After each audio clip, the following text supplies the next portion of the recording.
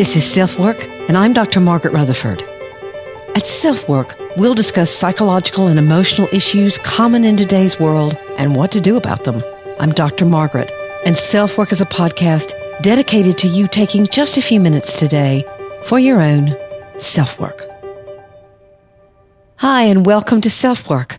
I'm Dr. Margaret Rutherford. I'm a clinical psychologist out of Fayetteville, Arkansas. I've been practicing for about 25 years now. And I started SelfWork last year because I wanted to extend the walls of my practice, not only to people who were already in therapy or were considering therapy, but who might never darken the door of a therapist's office, but were just curious enough to wonder what somebody like me would have to say about the different emotions and psychological experiences through life that we all have. I've done a lot of relationship work, a lot of marital counseling, and today's podcast is taken from my work with couples. I have listened to a lot of people argue and bicker and fight in my years of doing therapy, and I'm going to share with you the one question that if you mentally ask yourself before you say something you regret, that you'll learn to not take things so personally. Personalization of the other person's behavior is a huge problem with couples. We all do it to a certain extent, but you can get a lot better. For example, how many times have you said, if he really cared about me, ... or if she realized how tired I am, she wouldn't, again, X, Y, or Z. So we're going to talk about how to look at things differently. And I'll show you how to practice, because it does take practice. The email from a listener today, which is a feature we do every week, is a question about perfectly hidden depression and those feelings getting harder to manage at night. If you don't know my work on perfectly hidden depression, those episodes are scattered throughout the now 72 episodes of SelfWork. It starts with 3 and 4. I believe 31 is an episode, maybe 35, and then there's several, but they will have perfectly hidden depression or perfectionism or hidden or depression or something in the title. I'm writing a book about it, which will be out in 2019. It's one of my passions. But today's podcast is about taking things too personally and the one question that can help you stop.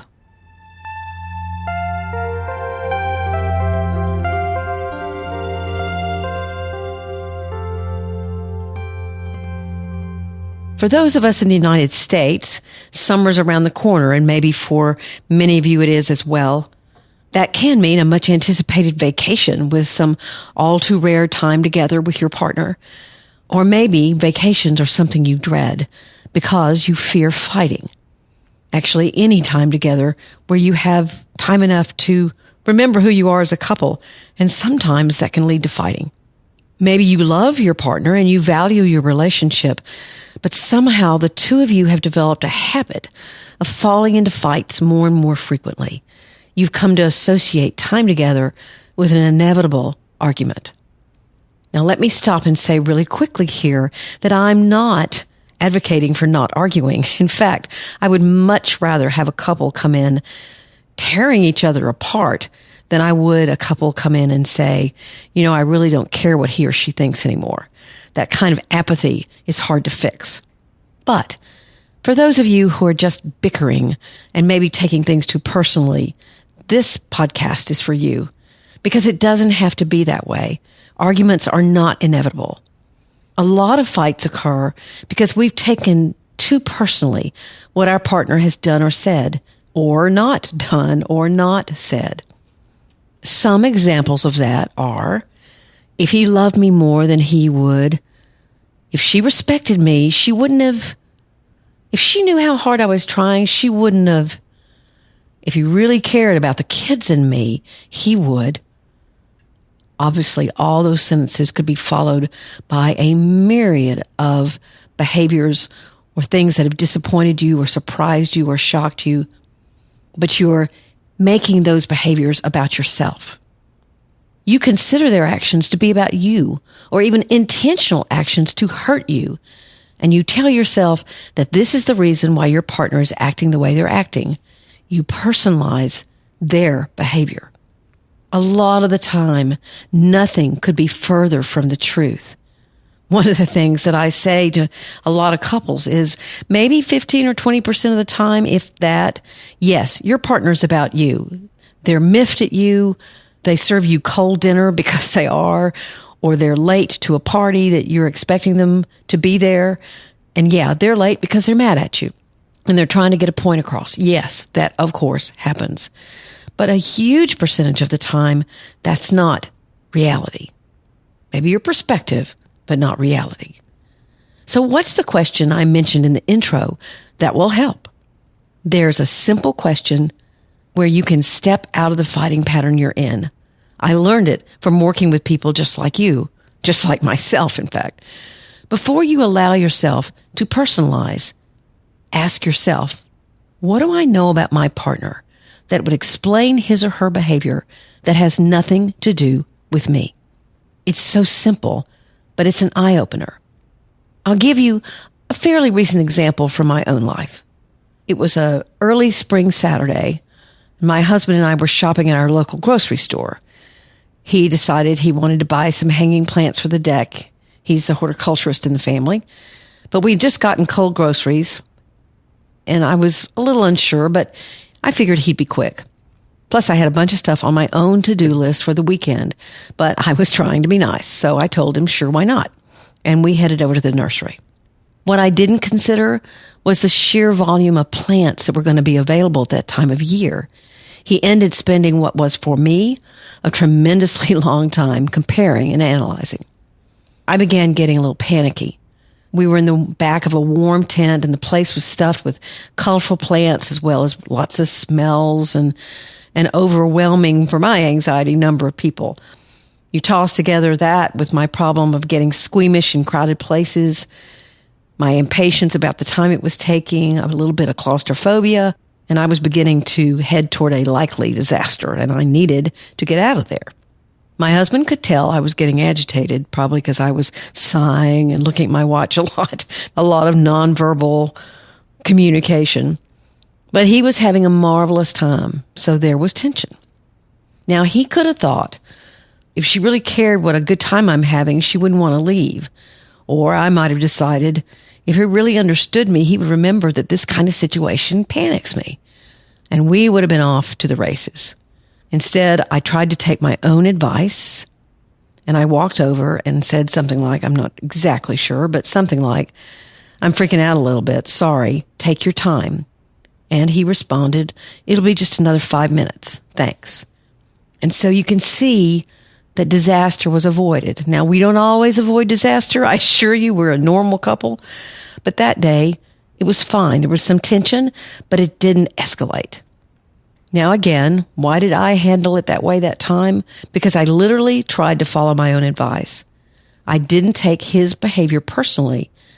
And I asked myself the simple question, what do I know about my husband that would explain his behavior that has nothing to do with me? He loves gardening. And he was immersed in an activity that he was really enjoying. So not only was he not thinking about me or my panic, it would never actually occur to him I would get panicked in a greenhouse. He knows I don't do big box stores very well, but in some place surrounded by greenery, he wouldn't have given it a thought. So you can tell that if you can imagine these things as reasons why he's acting or she is acting the way they are, you can step back and think, this is not about me. You know, it's amazing how in small situations like this one, things can escalate and huge fights can take place.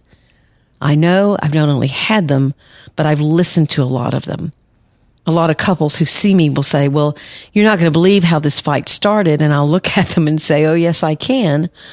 Because we can have really vicious fights over the smallest little things.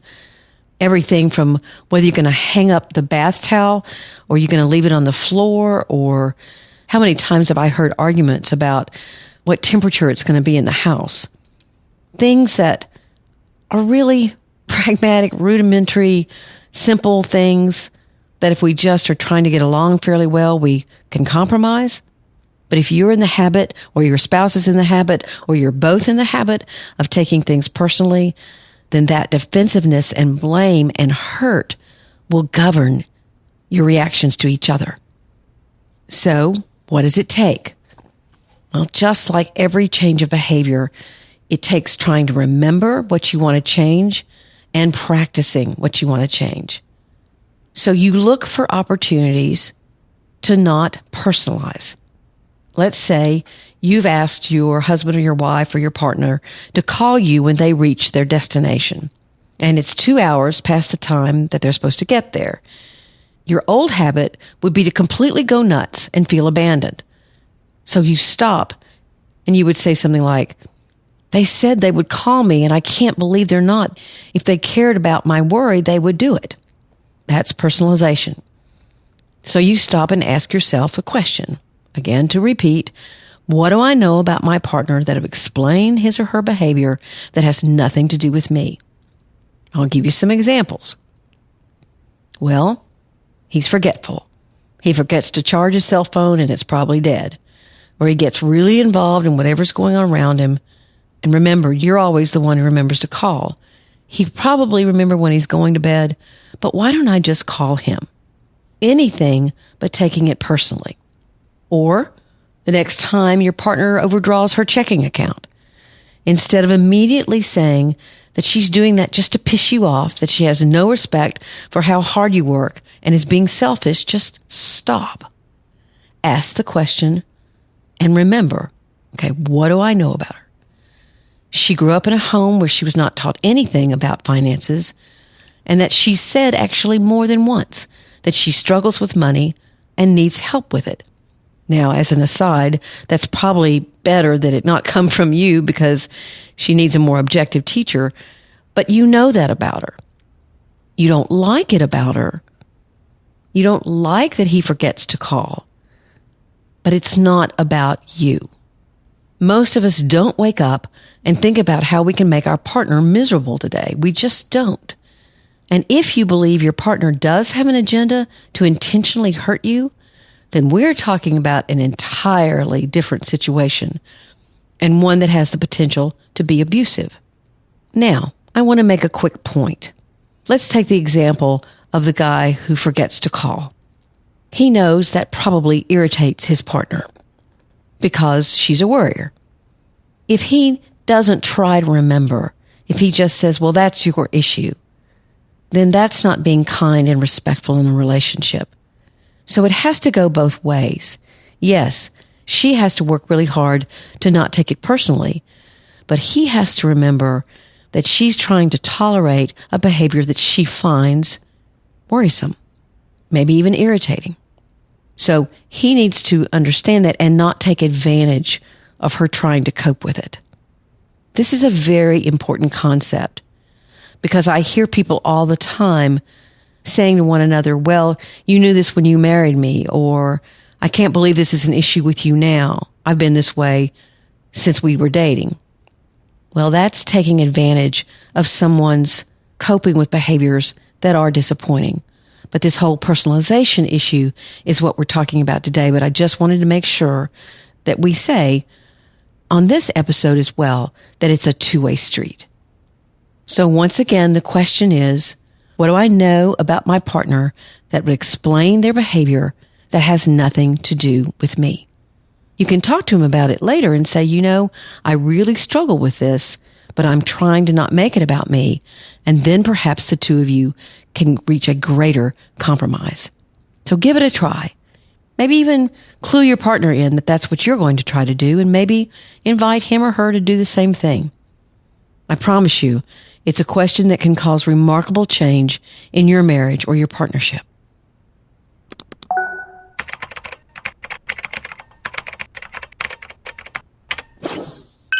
Today's email from a listener consists of basically 3 sentences.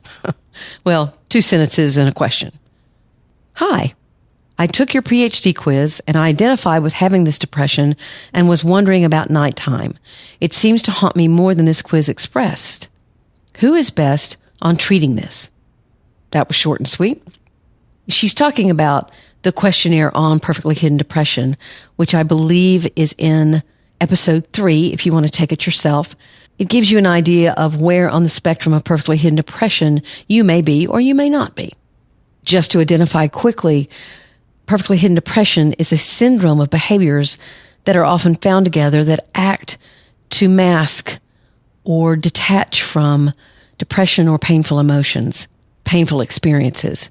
It consists of perfectionism, taking on lots of responsibility, discounting or completely not expressing painful emotion, staying in your head a lot, making others more important than you are constantly, counting your blessings all the time and believing that not doing so would be a terrible thing to do. It has lots of reasons for being, but it can be deeply, deeply entrenched in someone. So here's my answer. It may be more obvious to you at night that you're suffering due to the fact that you're less distracted by activity or simply becoming more tired. As far as treating perfectly hidden depression, once you've recognized your own habits and patterns, a good therapist can help you with beginning to connect more with your emotions rather than intellectualizing things, and work on any trauma that may be in your past that you may not even recognize as trauma at this point. Treatment focus depends on how your own hiding began. And remember, perfectly hidden depression isn't a diagnosis, it's a syndrome. Here's a podcast talking about treatment, and I gave her the link to 060 or 60 on SelfWork, which was unmasking the pain of perfectly hidden depression. You know, we all, when we get out of our routine at nighttime, whether that's staying at home with the kids all day, or whether that's a job and then helping with kids, or a job and other responsibilities and activities you have, then when you get quiet, sometimes our minds don't want to turn off, or we have anxiety about the day, or various issues arise at night. And sleep is so important for mental health. So if you're not sleeping well, if you can't turn your mind off, if you wake up at 2 or 3 o'clock in the morning and can't go back to sleep, all those things are signs that you may need help with your sleep routine. Not necessarily sleep aids, but there are definitely some good sleep habits. And I'll include a link to good sleep habits in the show notes. Also, of course, sleep disturbance can be a symptom of depression, anxiety, PTSD, all kinds of issues. So if it gets to be a real problem, you may want to talk to a physician or a therapist. Thanks for a great question.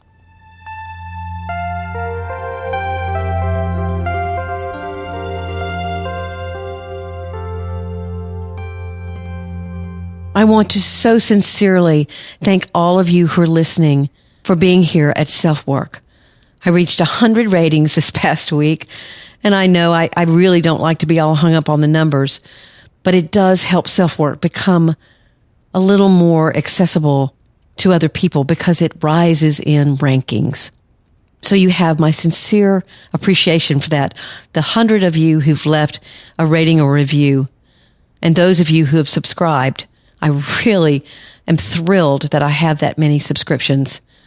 You know, SelfWork is a podcast where we talk about a lot of diverse issues, and I would love to hear from you at askdrmargaret at drmargaretrutherford.com about what you'd like to hear a podcast on.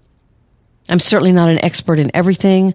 There are things I don't know a lot about, like learning disabilities is not an area of focus for me. But if it's relationship-oriented, trauma-oriented, depression-oriented, anxiety-oriented, eating disorders, anything like that, I have a good deal of experience in. I'm thrilled to see the way SelfWork is growing. And the best thing you can do is let people know, hey, I've been listening to this podcast by this psychologist, and it's pretty interesting. I learned something. Word of mouth is a perfect way. And of course, as I said a few minutes ago, leaving a rating or review. But I guess I want to stress that I'm recording SelfWork because I want to help you in the way you need to be helped. I want to offer you information. I want to offer you whatever guidance or support I can. So the more contact I have with you, the better I am. So thank you for listening once again to SelfWork.